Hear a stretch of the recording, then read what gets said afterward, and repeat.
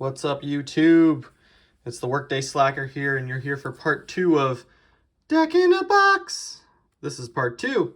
Our first episode, we actually built a deck that was probably the stronger of the two decks. So what I was doing is I took all the good cards out of that one and I put them in that first deck. So the fact that we have a mediocre deck here is still pretty cool, because if you're drafting this or you're building it with a buddy, you wouldn't just take all the good cards for yourself. You would have a good chance at having most of those cards yourself too.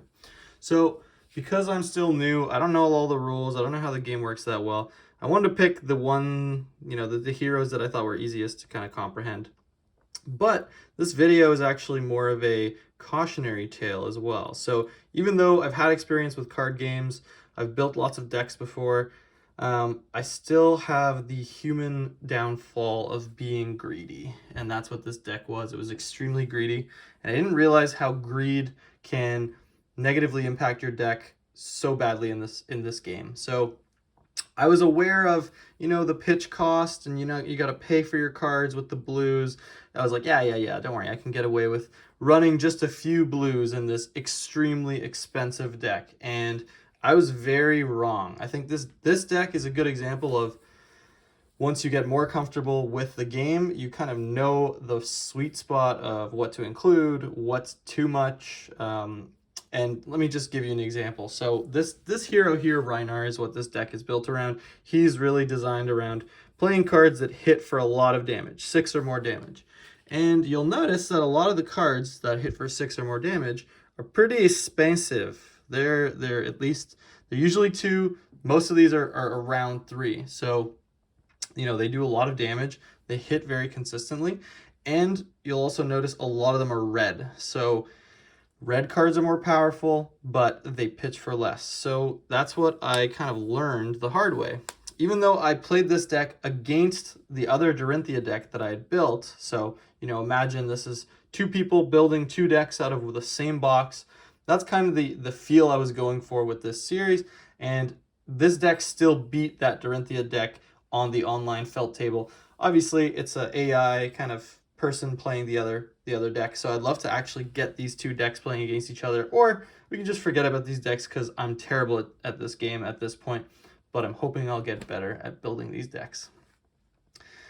But really, long story short, let's take a look at what I actually built. So we've got the Alpha Rampage, we pulled just 1.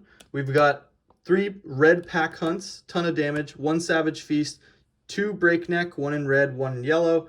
And then I really picked some of the cards that I thought were the strongest, but they were very expensive. Like Wrecker Romp, I found more often than not, I was just bricked. My hand was bricked because it cost 2, and I also have to discard a card. So I didn't have a lot of cards that I could pitch for 2, so I'd have to pitch 2 red cards, and then I have to discard the last card in my hand. That's assuming I didn't use anything to defend. So I'd have to have a lot of turns where I take a lot of damage from my opponent, which isn't ideal. And again, this isn't an ideal deck. This isn't a super strong deck even. I didn't get a lot of the really fancy brute cards. I know that there's some that I've kind of been eyeing. That's like, I think like Blood Rush, something like that, Bloodlust. Didn't get any of those, but that's what this is all about. It's about being budget friendly, being scrappy, building decks with what you got. So just wanted to give you guys all a taste of the kinds of things that you'll get out of one box. So this is all just kind of icing on the cake, because that first box, the first deck we built was actually pretty strong. But you'll also notice none of the kind of like supplemental gas pieces are in this deck. Like the energy potions, those are all in the Dorinthia deck, so I'm sure if I had those in here, it'd be a lot stronger. And I actually I learned from another YouTuber just yesterday. I think his name is Savage Lands. He posted an awesome video that I saw probably an hour after I built this deck, and I'm like, oh, he has 17 blues and 13 yellows and only a few reds. And I think the lesson that I learned from this deck is that I have mostly reds and probably that 6 or 7 blues. So oh well, I think if I played this deck, I would get a barraging beatdown from my opponent, but that's okay. That's what we're all about. We're here learning. But I do think some of the good decisions and some of the cool cards that I put in were These two, the Goliath Gauntlet and the Heartened Crossstrap, these are just solid. No matter how I build this deck, I'm going to use these again.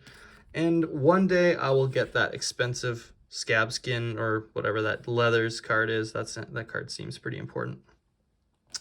And that's pretty much it. Thanks for taking this journey with me. That's probably the last deck I'm going to build with this box, because the more boxes I open, the better decks I can actually build. So next one is going to be the Arcane Rising set. See you soon.